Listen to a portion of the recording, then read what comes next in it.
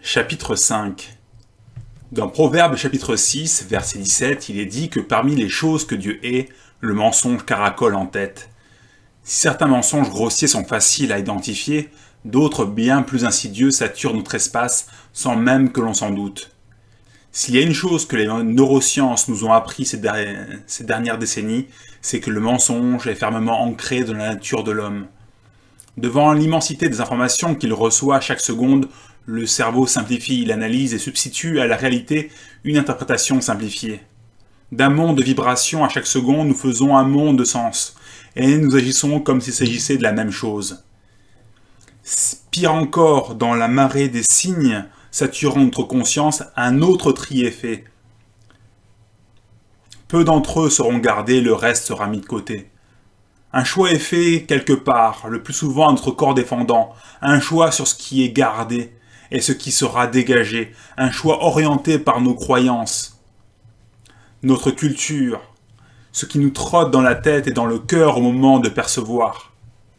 Que connaît-on en réalité ? Avec ces choix inconscients, nous ne valons pas mieux que les aveugles explorant chacun de leurs mains une partie de l'éléphant. C'est un gros serpent, dit celui qui a la trompe en main. C'est un tronc d'arbre, dit celui qui a attrapé la patte de l'animal, et ainsi de suite.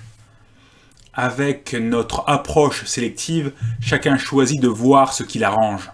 On s'auto-justifie et du coup les errances sont minimisées. On amplifie, on réduit. Ce processus est inconscient, donc on pourrait dire que nous n'en sommes pas responsables, sauf que maintenant, vous savez ce que ça se passe. Et donc, il est de votre responsabilité de faire preuve d'humilité et de prendre votre interprétation du réel avec des pincettes, de traquer ces distorsions s'opérant involontairement. À ça, bien sûr, s'ajoute la nécessité impérieuse de vous affranchir des mensonges volontaires, ces raccourcis, ces pures tromperies.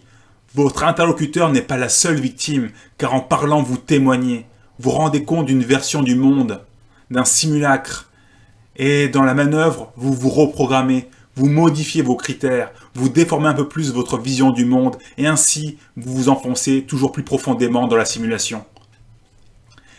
Il est facile de juger l'autre et ses errances, on ne sait pas dans quel vortex déformant il évolue. Juger, c'est renforcer l'illusion. Au lieu que l'autre soit source d'enrichissement et nous pointe du doigt notre propre aveuglement, du haut de notre prétendue supériorité morale, on renforce, on rejette et on se retranche un peu plus dans notre donjon.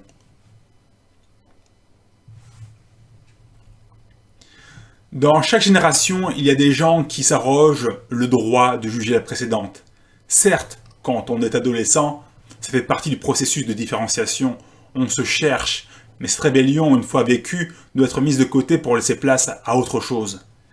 Vivre contre ses parents, aussi mauvais soient-ils, non, ce n'est pas une manière de vivre. Votre existence sera un enfer de haine et de ressentiment. Non, rappelez-vous que vos parents sont la branche sur laquelle vous êtes assis. Il n'y a pas un fragment de votre ADN qui ne leur soit dû. Pour ou contre, peu importe, c'est sur leur éducation que repose votre sensibilité. Ils ont 30 ans d'avance sur vous. Leurs erreurs et leurs réussites accumulées pendant ce temps coulent dans votre sang. Ils sont le fruit d'une culture et vous d'une autre. Vous partez d'endroits bien différents. Pour finir, à d'autres sans plus de rapport. Adolescents et jeunes gens, méfiez-vous de cette culture en apparence portée par de nobles idéaux qui n'a de cesse que de liquider celle qui la précède à grands coups de jugement à l'emporte-pièce. Dans son égocentrisme forcené, étrangère à toute notion d'histoire, elle ramène dans un même plan et compare ce qui n'a pas lieu d'être. À chaque moment, rappelez-vous que vous savez bien peu. Suspendez votre jugement et écoutez avec votre cœur ce qui vous précède, vous succède et ce que vous avez l'impression de croiser. Extrait de Charlie Lebon, Une vie en sermon.